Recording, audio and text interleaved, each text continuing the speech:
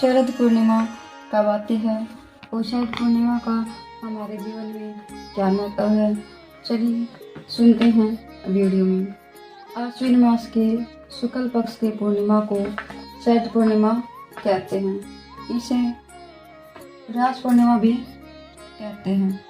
ज्योतिष की मान्यता है कि संपूर्ण वर्ष में आश्विन मास की पूर्णिमा का चंद्रमा ही षोडश कलाओं का होता है। कहते हैं कि इस दिन चंद्रमा अमृत की वर्षा करता है। शरद पूर्णिमा के दिन शाम को खीर पूरी बनाकर भगवान को भोग लगाएं। भोग लगाकर खीर को छत पर रख दें और रात को भगवान का भजन करें। चांद की रोशनी में सुई पिरोवें। अगले दिन खीर का प्रसाद सबको देना चाहिए। इस दिन प्रातःकाल आराध्य देव को सुंदर वस्त्र आभूषणों से सुशोभित करें। आसन पर विराजमान कर गंध, अक्षत, पुष्प, धूप, दीप, नैवेद्य, ताम्बूल, सुपारी, दक्षिणा आदि से पूजा करनी चाहिए। पूर्णिमा का व्रत करके कहानी सुननी चाहिए। कथा सुनते समय एक लोटे में जल, गिलास में गेहूँ, दानों में रोली तथा चावल रखें। गेहूं के 13 दाने हाथ में लेकर कथा सुनें। फिर गेहूं के गिलास पर हाथ फेर कर मिश्राणी के पांव स्पर्श करके गिलास उसे दे दें, यानी कि जिससे हम कहानी सुनते हैं उसके पैर स्पर्श करके उसको दे दें। लोटे के जल का रात को अर्घ्य दें। विवाह उपरांत पूर्णमासी के व्रत को करने के लिए शरद पूर्णिमा से ही प्रारंभ करें। कार्तिक का व्रत भी शरद पूर्णिमा से ही प्रारंभ करना चाहिए। तो शरद पूर्णिमा तथा शरद पूर्णिमा का महत्व और इसकी विधि अब जानते हैं। शरद पूर्णिमा की कथा। एक साहूकार के 2 पुत्रियां थी।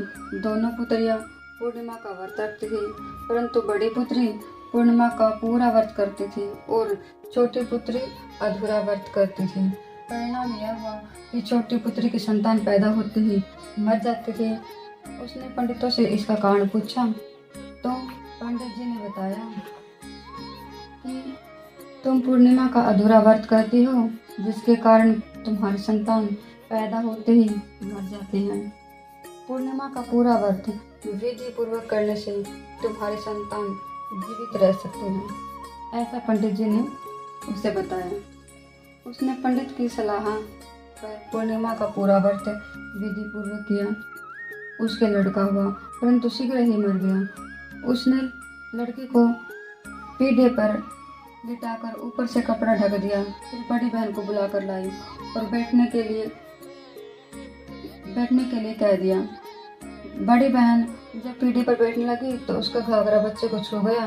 बच्चा घाघरा छूते ही रोने लगा। बड़ी बहन बोली, तुम मुझे कलंक लगाना चाहती थी, मेरे बैठने से यह मर जाता। तब छोटी बहन बोली, यह तो पहले से मरा हुआ था, तेरे ही भाग्य से यह जीवित हो गया है, तेरे पुण्य से ही यह जीवित हुआ है। उसके बाद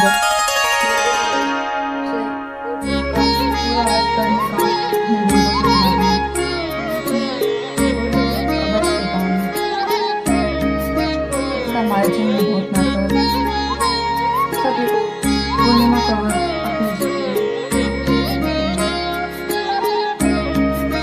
पूर्णिमा व्रत की कहानी आप सभी